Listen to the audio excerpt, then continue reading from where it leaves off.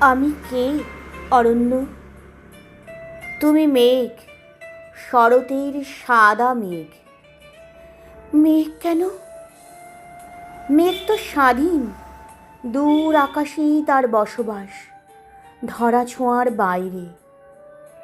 তুমি কে অরণ্য? আমি মাটি, ধূসর মাটি। মাটি কেন? কারণ মাটি সারা জীবন মেঘের দিকে তাকিয়ে থাকে।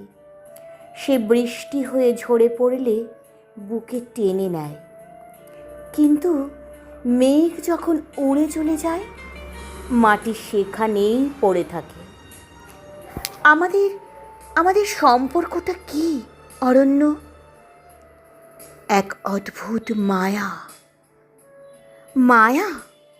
হ্যাঁ, এক না পাওয়ার মায়া। একই আকাশে বাস করেও আমাদের কোনোদিন এক হওয়া হলো না।